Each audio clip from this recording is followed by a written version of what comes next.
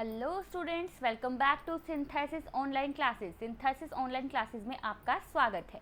मैं हूं आपकी केमिस्ट्री मेंटर भावना और मैं आपको आज target NEET semi major test 07 जो है उसका केमिस्ट्री पेपर का सॉल्यूशन जो है वो यहाँ पे आपके साथ डिस्कस करूँगी। तो चलिए देखते हैं हमारे पास केमिस्ट्री पेपर में पहला क्वेश्चन कौन सा था। आइए, question number 50, I think question number 51 से था हमारा केमिस्ट्री पेपर।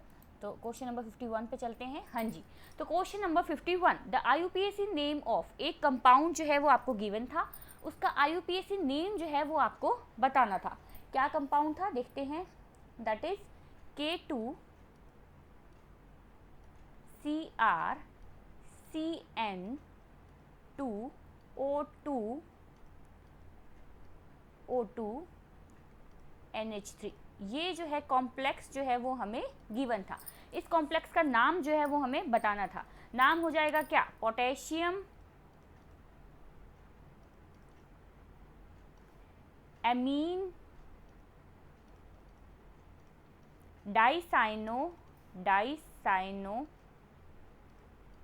डाईऑक्सो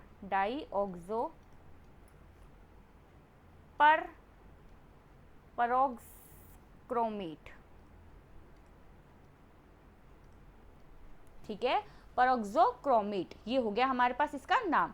अब बात आती है इसके जो है कहेंगे ऑक्सीडेशन नंबर की। ऑक्सीडेशन नंबर कैसे निकालेंगे? देखिए, साइनो का ऑक्सीडेशन नंबर CN, इसके लिए ऑक्सीडेशन नंबर -1। ऑक्सो के लिए हम ऑक्सीडेशन नंबर लेंगे -2।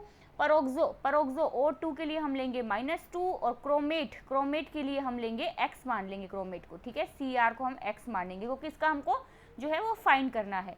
ठीक है, तो X +2 -1 +2 -2 +2 इज इक्वल टू 2। तो x इज इक्वल टू हो जाएगा 2 + 4 - 2 - 2, तो x इज इक्वल टू हो जाएगा 6। तो 6 जो है वो इसका ऑक्सीडेशन नंबर जो है वो हमारे साथ सामने जो है वो आ गया। ठीक है, क्लियर। अब देखिए यहाँ पे जो है हमारा कौन सा ऑप्शन, जो एक सेकेंड, यहाँ पे जो है हमारा प्लस चार्ज आना चाहिए था, तब जाके हमारा ये, हाँ ये प्लस चार्ज होगा मेरा। एक सेकेंड,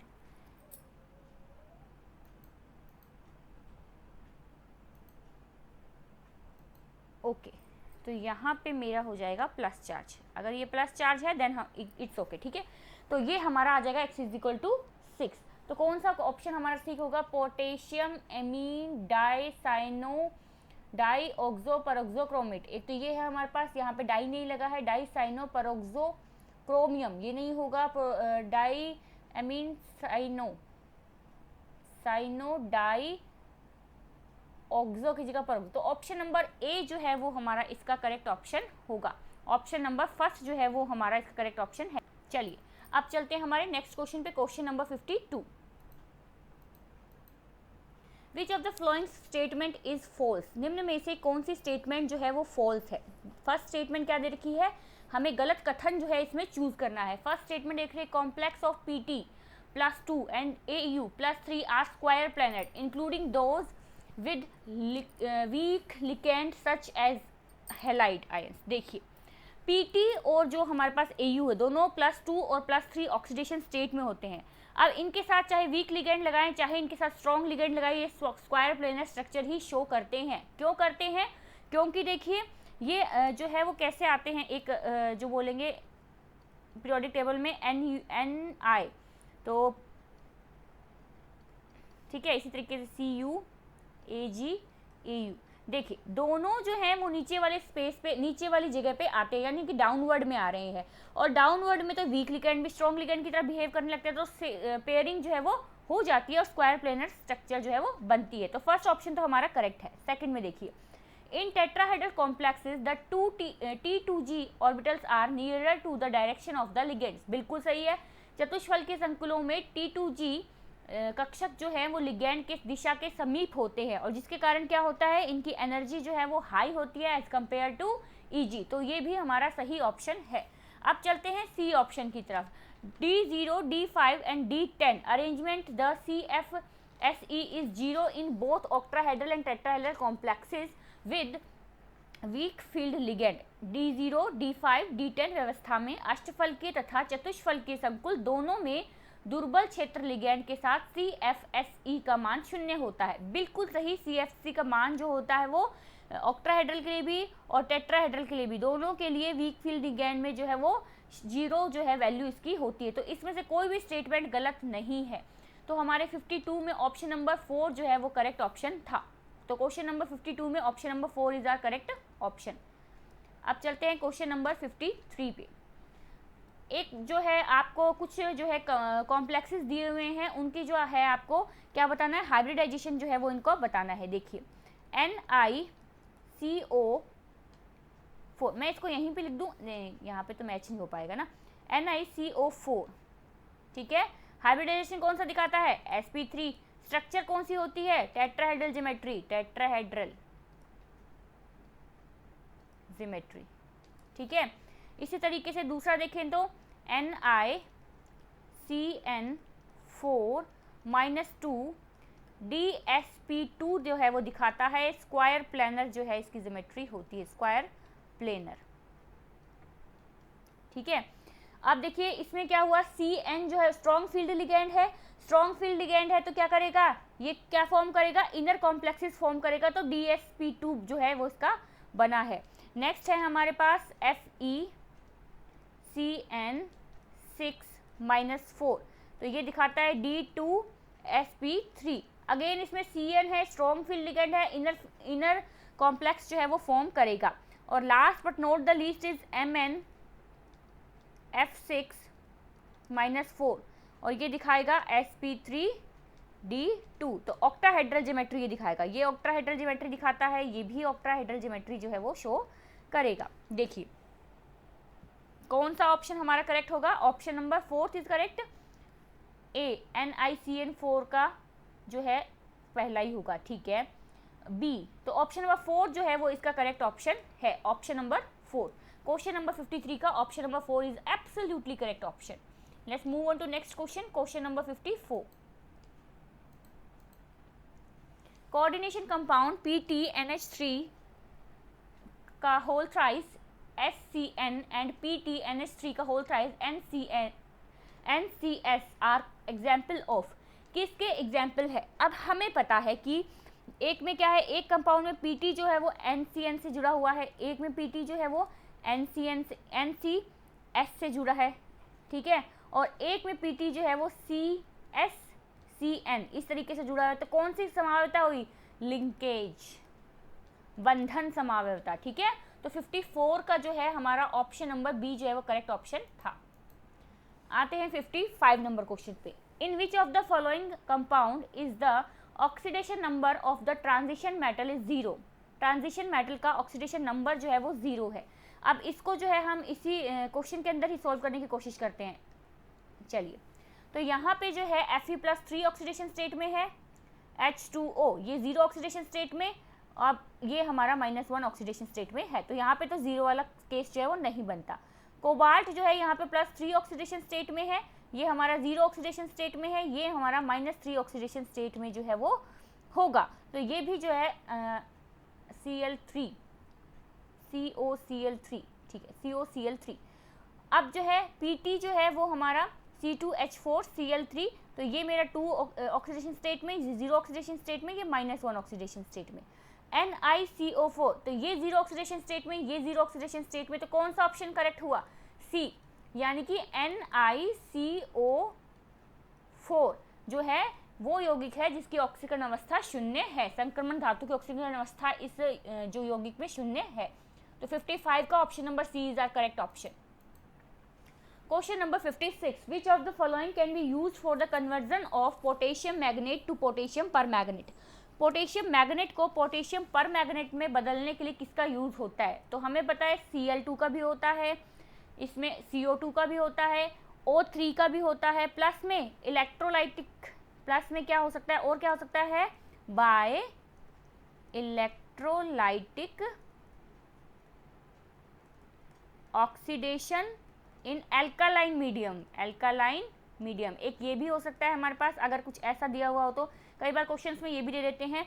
और ऑक्सीडाइज करते हैं क्लोरीन को तो उससे भी हो सकता है, या फिर कह देंगे एसिडिक कंडीशन में, एसिडिक कंडीशन में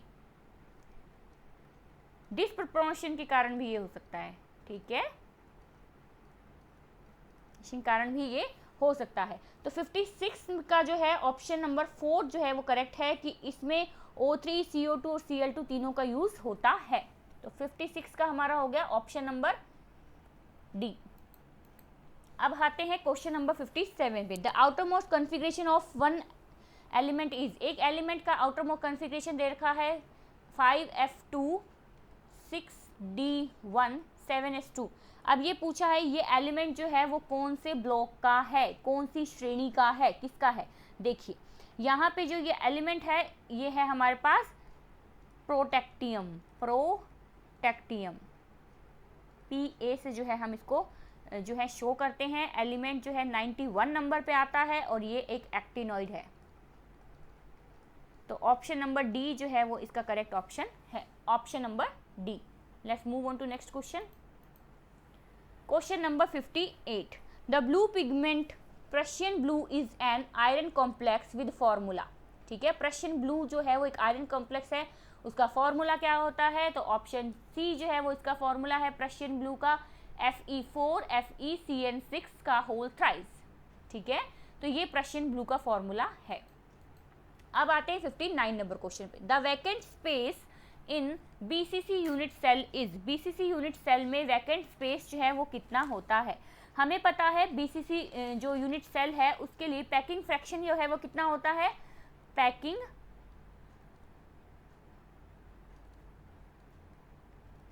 फ्रैक्शन। तो पैकिंग फ्रैक्शन इसके लिए होता है 68%। तो फिर जो है वैकेंट स्पेस कितना हुआ, वैकेंट स्पेस हुआ 32%। तो option number first is are correct option, 32%। Next है when NaCl crystal is heated in sodium vapour, sodium vapour में NaCl क्रिस्टल को हीट किया जाता है, देन इंक attains yellow colour is due to, वो येलो कलर किसके कारण होता है। जब NaCl क्रिस्टल को सोडियम वाष्प में गर्म किया जाता है तो यह पीला रंग प्रदान करता है, यह किस कारण से होता है। देखिए NaCl जो है, NaCl को क्रिस्टल को सोडियम वेपर की प्रेजेंस में अगर हीट करेंगे तो येलो कलर देगा। ठीक है, इसमें जो क्लोरीन जो होता है, क्लोरीन जो है, क्लोरीन क्रिस्टल की सरफेस पर, क्रिस्टल की सरफेस पर क्लोरीन जो है वो डिफ्यूज हो जाता है, ठीक है। डिफ्यूज होकर वो क्या करेगा, Na एटम से कंबाइन हो जाता है और Na से Na+ आयन बना लेता है। फिर क्या होता है, Na से Na+ मिला तो क्या होगा, इलेक्ट्रॉन का लूज हुए हैं, इलेक्ट्रॉन लूज होंगे तो यह इलेक्ट्रॉन एनायन वैकेंसीज में ट्रैप्ड हो जाते हैं और F- सेंटर की तरह बिहेव करते हैं, तो एनायन वैकेंसी में ट्रैप्ड होते हैं। तो ऑप्शन नंबर बी देखिए, ऑप्शन नंबर सी में तो कैटायन वैकेंसी का दिया हुआ, तो ये तो गलत है। ऑप्शन नंबर बी में एनायन वैकेंसी का दे रखा है कि F centred which is electron trapped in anion vacancy created by Cl-। तो ऑप्शन नंबर बी जो है वो इसका करेक्ट ऑप्शन है, ऑप्शन नंबर बी जो है इसका करेक्ट ऑप्शन है, 60 का option number B. Let's move on to next question. Question number 61। If x is equal to radius and Na+, radius of Na+ and y is equal to radius of Cl- and A is the unit cell edge length for NaCl crystal, then which of the following given relation is incorrect, is correct। आपको correct जो है इसमें relation इसका बताना है। देखिए Na की त्रिज्या x दे रखी है, Cl की त्रिज्या y दे रखी है और A जो है वो एज लेंथ आपको गिवन है। अब देखिए तो मैं इसको ऐसा लिख सकती हूँ, BCC के लिए बात हो रही है, NaCl त्रिकोण लंबाई को, अच्छा NaCl के लिए अगर बात हो रही है तो NaCl की किस, देखिए NaCl के लिए बात हो रही है, क्या होगा, ये हो जाएगा 2x + y, यानी कि Na की रेडियस प्लस Cl- की रेडियस 2 = एज लेंथ, तो 2x + 2y = a। तो ये इसका जो है करेक्ट ऑप्शन होगा, 2x + 2y = a। तो 61 का option number B is our absolutely correct option. Schottky defect occurs mainly in electrovalent compound या फिर आयनिक कंपाउंड भी कह सकते हैं हम इसको, है ना, वेयर शॉर्टंकी दोष मुख्य रूप से वैद्युत संयोजी यौगिक में प्राप्त होता है, जहां पॉजिटिव और नेगेटिव आयन दोनों सेम साइज के होते हैं। ये होता है शॉर्टंकी इफेक्ट में। और फ्रेंटल डिफेक्ट में क्या होता है, फ्रेंटल डिफेक्ट में दोनों डिफरेंट साइज के होते हैं। तो इसमें ऑप्शन नंबर बी जो है वो हमारा करेक्ट ऑप्शन होगा, 62 का ऑप्शन नंबर बी। अब चलते हैं क्वेश्चन नंबर 63 की तरफ। Among them intensive property is, intensive property कौन सी है, कौन सी होती है इंटेंसिव प्रॉपर्टीज, जो कि क्वांटिटी पे डिपेंड नहीं करती। तो सरफेस टेंशन जो है इनमें से एक इंटेंसिव प्रॉपर्टी है, सरफेस टेंशन। तो सी जो है वो इसका करेक्ट ऑप्शन है। Next, entropy, which statement regarding entropy is correct, कौन सा स्टेटमेंट रिगार्डिंग एंट्रोपी जो है वो करेक्ट है। देखिए यहाँ पे जो है हमें एक जो है इन चारों स्टेटमेंट्स को रीड करने से पहले मैं आपको यहाँ पे एक बात बताना चाहूँगी कि जब सेम अमाउंट की गैसेस होती हैं, सेम टेम्परेचर पे होती हैं, ठीक है, सेम अमाउंट की गैस है, सेम टेम्परेचर पे है, तो अगर उनकी वॉल्यूम कम होगी तो एंट्रोपी भी उनकी कम होगी। Lesser is the volume, lower will be entropy. क्या लिखेंगे, same amount of gas at constant temperature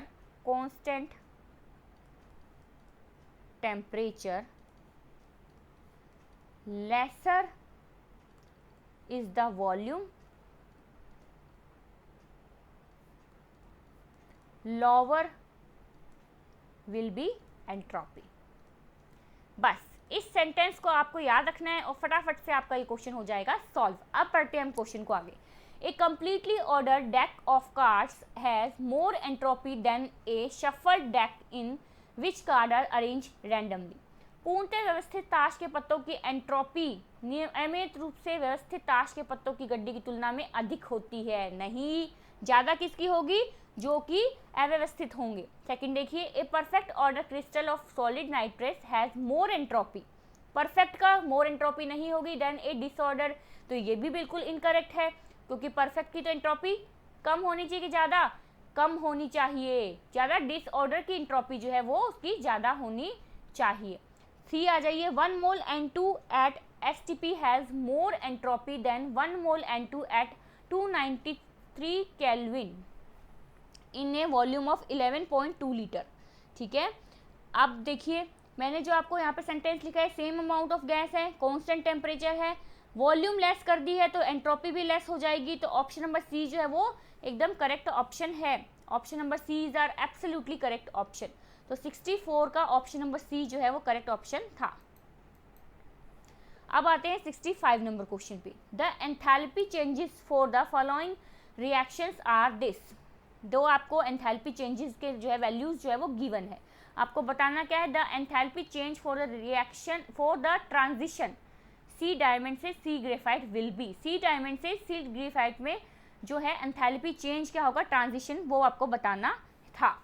ठीक है, आप करना क्या है, दो एंथैल्पीज की वैल्यू जो है वो आपको दे रखी है, तो डेल एच की वैल्यू कैसे निकालेंगे, del H is equal to हो जाएगा -395.3 माइनस 393.4, तो ये हो जाएगा हमारा -1.9 kJ मोल इनवर्स। तो ऑप्शन नंबर सी जो है वो इसका करेक्ट ऑप्शन था, 65 का ऑप्शन नंबर सी। अब आते हैं 66 पर। For a chemical reaction del H is negative and del S is positive, this reaction is, एक रासायनिक अभिक्रिया के लिए डेल एच ऋणात्मक है तथा डेल एस धनात्मक है, यह अभिक्रिया है। देखिए डेल एच और डेल एस दोनों की बात हो रही है। डेल एच जो है वो इन्होंने बोला है कि ऋणात्मक है, डेल एस जो है वो इन्होंने बोला है कि धनात्मक है।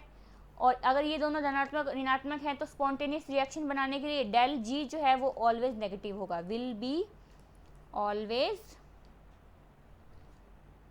नेगेटिव। तो ये स्पॉन्टेनियस रिएक्शन होगी सभी टेम्परेचर पर, तो स्पॉन्टेनियस एट ऑल टेम्परेचर। तो 66 का फर्स्ट ऑप्शन करेक्ट ऑप्शन है। अब आते हैं 67 नंबर क्वेश्चन पे। Slag is a product of, धातुमल उत्पाद है किसका? Flux plus impurities is equal to slag. तो ऑप्शन नंबर कौन सा करेक्ट? ऑप्शन नंबर सी जो है वो इसका करेक्ट ऑप्शन है। The process of John refining is used for, process of John refining किसके लिए यूज होता है? सेमीकंडक्टर्स के लिए। और सिलिकॉन भी हमारा सेमीकंडक्टर, गैलियम भी हमारा सेमीकंडक्टर, जर्मेनियम भी हमारा सेमीकंडक्टर। तो तीनों जो हैं वो सेमीकंडक्टर हैं और तीनों जो हैं बहुत ही, जॉन रिफाइनिंग में होता क्या है? जॉन रिफाइनिंग में बहुत ही हाई प्योरिटी के साथ मेटल बनाए जाते हैं, ठीक है। आप जॉन रिफाइनिंग को और क्या क्या कह सकते हैं? हम जॉन मेल्टिंग भी कहते हैं, जॉन मेल्टिंग, प्लस में हम इसको कभी कभी फ्लोटिंग जॉन प्रोसेस भी कह देते हैं, फ्लोटिंग जॉन प्रोसेस, प्लस में हम इसको ट्रेवलिंग मेल्टिंग जोन भी कह देते हैं, ट्रेवलिंग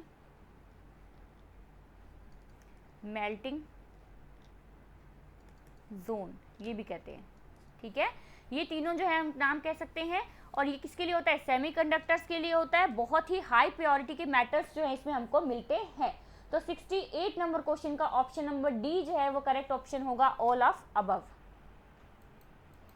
अब आते हैं 69 नंबर क्वेश्चन पे। In the extraction of Cu the reaction take place in Bessemer converter is, Bessemer converter को और क्या बोल सकते हैं? इसे कहते हैं पियर्से स्मिथ कन्वर्टर, ये भी इसको हम कह सकते हैं, ठीक है। क्या होता है बेसेमर कन्वर्टर में? बेसेमर कन्वर्टर में है जो है हमें CuS का Cu में सेल्फ रिडक्शन हो जाता है, CuS का Cu में सेल्फ रिडक्शन जो है वो हो जाता है। तो कौन सा ऑप्शन करेक्ट होगा? Option number first is are correct option, CuS का Cu में सेल्फ रिडक्शन हो रहा है। तो ए जो है वो इसका करेक्ट ऑप्शन है, 69 का ए।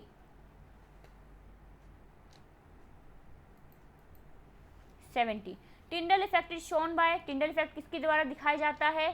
सोल्स के द्वारा दिखाया जाता है, प्लाज्मा के द्वारा दिखाया जाता है, सॉल्यूशन के द्वारा दिखाया जाता है या प्रेसिपिटेशन के द्वारा दिखाया जाता है।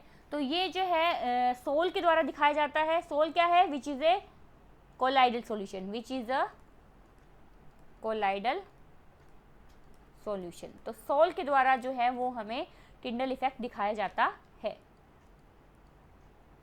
Milk is an example of emulsion, milk emulsion का एग्जाम्पल है। इमल्शन क्या होता है? Liquid in liquid, dispersion medium और डिस्पर्स फेज दोनों जो हैं लिक्विड होंगे, liquid in liquid, that is called emulsion. और मिल्क इज अ इमल्शन। तो ऑप्शन नंबर डी जो है वो इसका करेक्ट ऑप्शन था। बहुत ही इजी क्वेश्चन था। 72 सही कथन चुनिए, सही कथन चुनिए। फर्स्ट है द्रव स्नेही, हिंदी पहले इंग्लिश में पढ़ लेते हैं। Hydrophilic colloid is a colloid in which there is a strong attraction between dispersed phase and water, ठीक है।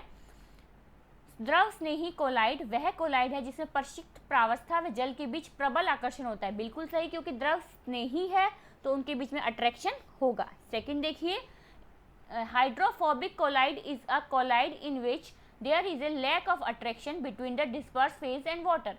बिल्कुल क्लियर है, नाम से ही पता चल जाता है कि द्रव विरोधी है तो दोनों के बीच में अट्रैक्शन जो है वो प्रबल नहीं होगा, दुर्बल अट्रैक्शन होगा। C hydrophobic sols are often formed when a solid crystal rapidly form a chemical reaction और ए सुपर सैचुरेटेड सॉल्यूशन। द्रव विरोधी सोल अधिकांशतः तब बनते हैं जब रासायनिक अभिक्रिया व अति संतृप्त विलयन से ठोस तीव्रता से क्रिस्टलीकृत हो जाते हैं। बिल्कुल सही। तो इसमें तो हैं वो चारों ऑप्शन, तीनों ऑप्शंस जो हैं वो हमारे करेक्ट ऑप्शन है। तो डी ऑप्शन इसका करेक्ट ऑप्शन होगा। तो 72 का D option is are correct option. अब आते हैं 73 पर। A reddish brown sol containing Fe+3 is obtained by, एक गहरा भूरा लाल सोल निम्न के द्वारा प्राप्त किया जाता है। ये क्वेश्चन बहुत बार हमारे इन जो एग्जाम्स हुए हैं, इन पेपर्स हुए हैं, उनमें पूछा जाता है कि वो किसके कारण होता है, फ्रेशली प्रिपेयर्ड FeOH3 प्रेसिपिटेट। ठीक है, क्या होता है, the addition of small amount of FeCl3 solution to freshly prepared FeOH3 minus precipitate. तो फर्स्ट ऑप्शन इसका करेक्ट ऑप्शन होगा। बहुत बार ये क्वेश्चन जो है वो पूछा भी जा चुका है। तो ये है 73 का ऑप्शन नंबर 1। 74, क्वेश्चन नंबर 74 में आपको एक बोला गया है, graph between log x and m and log p is a straight line inclined at an angle of 45 degree when pressure is 0.5 atmosphere and log base k is equal to 0.693। ठीक है, log k क्या होगा, 0.693। the amount of solute absorbed per gram of adsorbent will be। log x upon m व log p के बीच खींचा गया graph 45 degree Celsius ढाल वाली सीधी रेखा है जब दाब 0.5 एटमॉस्फेयर हो तथा log k is equal to 0.693 हो तो प्रति ग्राम अधिशोषक द्वारा अधिशोषित विलय की मात्रा निम्न होगी। देखिए क्या होता है फॉर्मूला हमारे पास, x upon m is equal to K P की पावर 1 अपॉन में n। log लेंगे तो क्या हो जाएगा, log x upon m is equal to log k plus 1 upon n log p। तो यहाँ पे log x upon m is equal to 0.693 plus 1 into log 0.5। हमें वैल्यू जो है वो कितनी रखी है, प्रेशर की p की 0.5। ठीक है, अब हमें 0.693 log 0.5 की वैल्यू माइनस 0.3, तो यहाँ पे जो है log x upon m is equal to आ जाएगा हमारे पास 0.393। तो log x अपॉन m आ जाएगा हमारे पास अप्रोक्स 2.5। तो ऑप्शन नंबर डी जो है वो इसका करेक्ट ऑप्शन है। 74 का option number D is our absolutely correct option.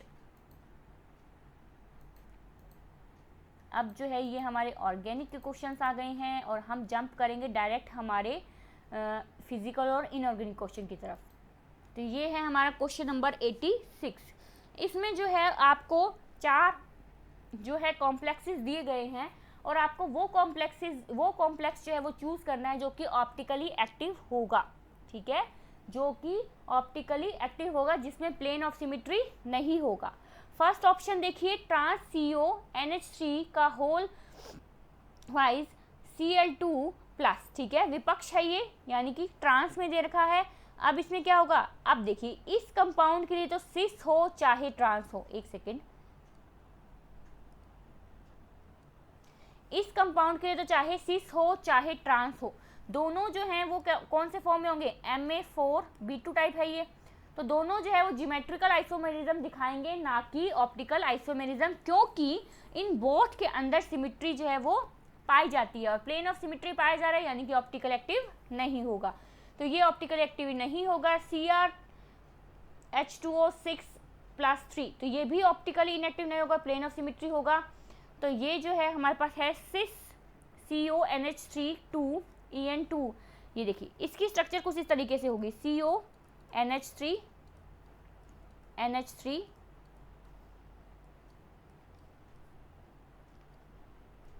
En। तो इसमें है जो कि it has no plane of symmetry, that's why it shows optically activity. तो ये जो है वो हमारा करेक्ट ऑप्शन होगा, ऑप्शन नंबर सी। इसी का जो ट्रांसफॉर्म में दे रखा है जो कि ऑप्टिकली इनएक्टिव है, तो सी ऑप्शन जो है वो इसका करेक्ट ऑप्शन होगा, 86 का ऑप्शन नंबर सी। अब आते हैं क्वेश्चन नंबर 87 पे। MnO4 माइनस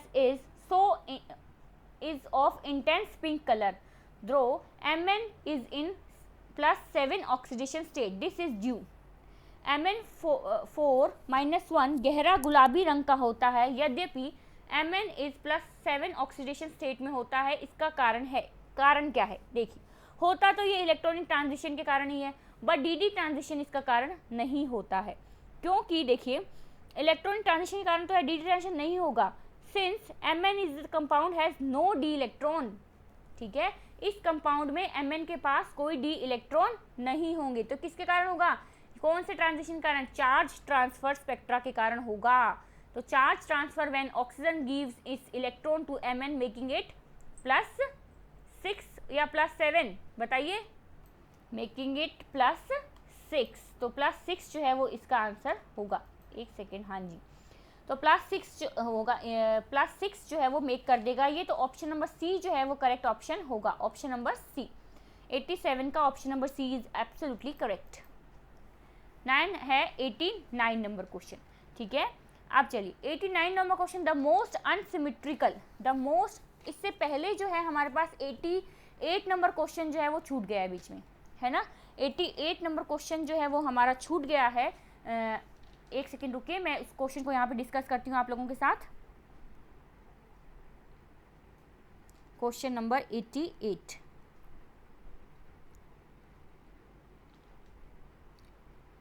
हाँ जी, तो 88 नंबर क्वेश्चन में क्या है, 88 नंबर क्वेश्चन में इन्होंने पूछा है कि lanthanoid contraction is cause due to, किसके कारण होता है। अब हमें पता है कि एस ब्लॉक के एलिमेंट्स जो होते हैं उनमें शील्डिंग बहुत अच्छी होती है, पी में उससे थोड़ी कम होती है, डी और एफ जो है पुअर शील्डिंग दिखाता है। तो लैंथेनॉइड कॉन्ट्रैक्शन किसके कारण होता है, the imperfect shielding on outer electrons bye 4f electrons from the nuclear charge. तो उसका जो है 88 का बच्चों फोर्थ ऑप्शन करेक्ट है, क्योंकि इम्परफेक्ट शील्डिंग इफेक्ट के कारण ये होता है। अब आते हैं 89 पे, the most unsymmetrical system is, सबसे अधिक असममित तंत्र निम्न है, सबसे अधिक असममित तंत्र कौन सा है, ट्राइक्लिनिक। और सबसे ज़्यादा अगर मैं बोल दूं कि सिमित, अनसिमेट्रिकल तो आपने बोल दिया ट्राइक्लिनिक, तो सिमित कौन सा हो जाएगा, सिमेट्रिकल होता है क्यूबिक, ठीक है। तो ट्राइक्लिनिक में क्या होता है, ना तो कोई एज लेंथ इक्वल होती है, ना कोई एंगल इक्वल होता है, ना कोई एंगल 90 डिग्री का होता है, और इसके ऑप्शन जो कहेंगे एग्जाम्पल है K2Cr2O7 एंड H3BO3, ये इसके होते हैं एग्जाम्पल्स। तो 89 का आपका ऑप्शन नंबर सी जो है वो करेक्ट ऑप्शन है। अब आते हैं क्वेश्चन नंबर 89 दो बार और 88 एक बार भी नहीं। चलिए क्वेश्चन नंबर 90 पे, क्वेश्चन नंबर 90 में है, a solid compound contained X, Y and Z atoms in a cubic lattice with X atom occupying the corners, Y atoms in the body centered position and Z atoms at the centers of faces of the unit cell. What is the empirical formula of the compound? एक ठोस यौगिक घनीय जालक में X, Y तथा Z परमाणु युक्त है तथा इस जालक में एकक कोष्टिका के कोने पर X परमाणु काय केंद्र स्थिति, Y परमाणु फलक केंद्र स्थिति पर Z परमाणु स्थित है, ठीक है। X परमाणु एक कोष्टिका के कोने पर X परमाणु, अच्छा तो यहाँ पे जो है शायद कोमा लग जाता तो हमें समझ में आ जाता।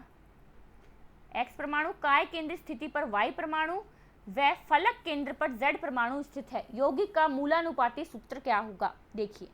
अब number of atoms of X in a unit cell is equal to 1/8 into 8, क्योंकि कॉर्नर्स पे है। The number of atoms of Y in a unit cell is equal to 1, किस पे है, ये जो है वो काय केंद्रित पे हैं, Y जो है बॉडी सेंटर्ड पे है।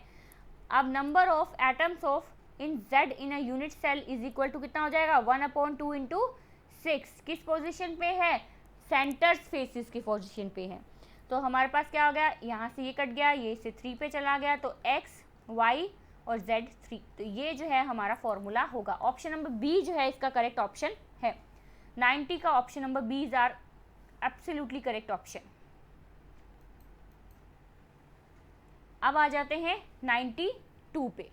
91 नंबर क्वेश्चन अगेन हमारा जो है इसमें मिसिंग है। चलिए एक बार 91 नंबर क्वेश्चन डिस्कस करते हैं।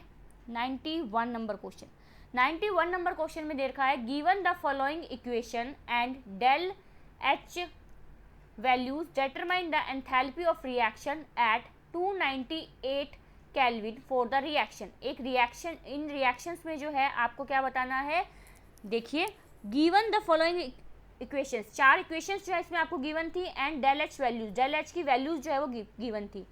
Determine the enthalpy of reaction at, इस पूरी रिएक्शन की एंथैल्पी जो है वो आपको बतानी थी, वो आपको डेटरमाइन करनी थी, ठीक है। तो इसमें क्या ऑप्शन रहेगा, देखिए del H is equal to, reaction जो है वो आपको दे रखी है उसके अकॉर्डिंग 2 इंटू -537 प्लस 2 इंटू -680 -52, ये लिखना था, -1074 -1360 और -52। तो इसका आंसर आपका आ रहा था -2486। तो ये इसका करेक्ट आंसर था। तो ऑप्शन नंबर इसका I don't think so, option number, हाँ ऑप्शन नंबर जो इसका बी है, ऑप्शन नंबर बी जो है वो 91 का करेक्ट होगा। 91 का ऑप्शन नंबर बी जो है वो करेक्ट होगा। चलिए अब देखते हैं 92 नंबर क्वेश्चन, इसको रिमूव कर देते हैं। 92 नंबर क्वेश्चन में, match the method of concentration of the ओरे इन कॉलम 1 विद द ओरे इन column 2 and select the correct alternate. Correct alternate आपको जो है वो सिलेक्ट करना है। अब पहला जो है हमारे पास ऑप्शन आ रहा है लीचिंग, ठीक है। लीचिंग जो है वो किसके लिए होती है, बॉक्साइट के लिए। Leaching, leaching is for bauxite, ठीक है। सेकंड है calcination, calcination is for siderite. Third है froth flotation, froth flotation it's for copper pyrite.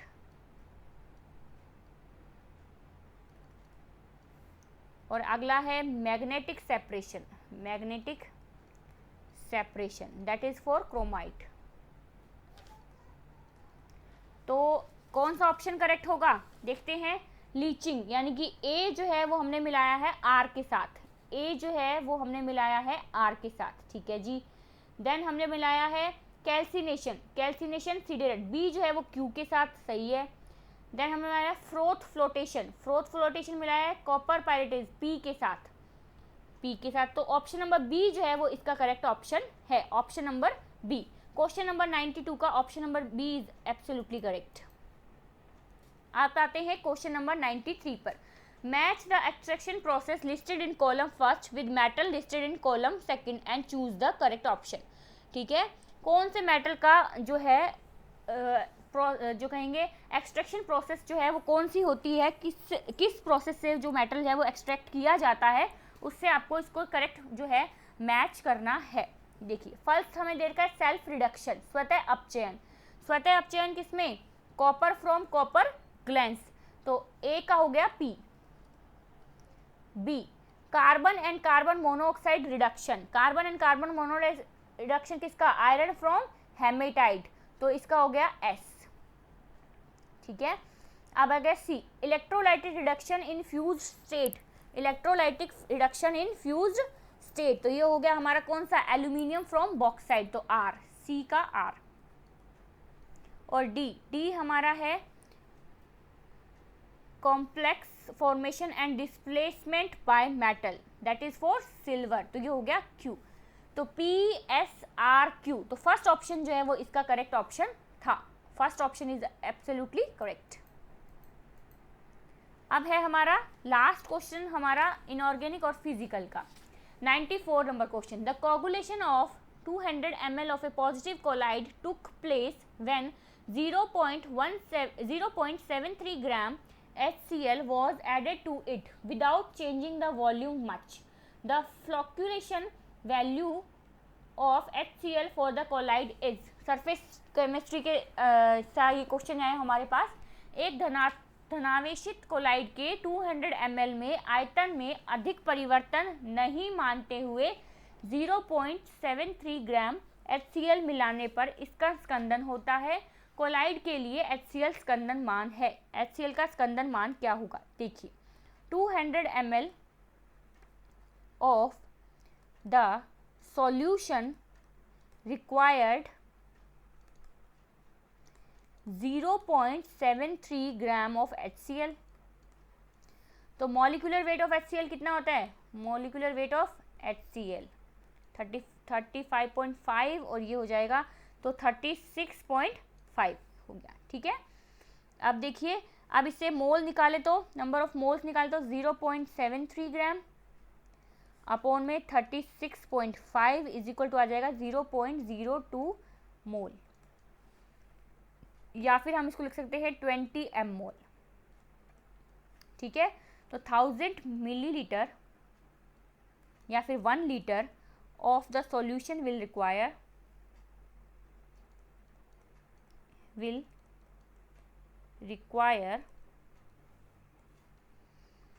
1000 upon 200 into 20। तो 10 से 10 गया, ये इससे गया 10 पे, 10 से 10 गया, तो 100 जो है वो इसका आंसर आ गया। कितना आया? 100। तो इसका अंदर मान कितना हुआ? 100। तो ऑप्शन नंबर सी जो है वो इसका करेक्ट ऑप्शन था। तो यहाँ हमारे इनऑर्गेनिक और फिजिकल के जो भी क्वेश्चंस जो हैं हमारे सेमी मेजर टेस्ट में जो पूछे गए थे वो हमारे ख़त्म होते हैं। Thank you.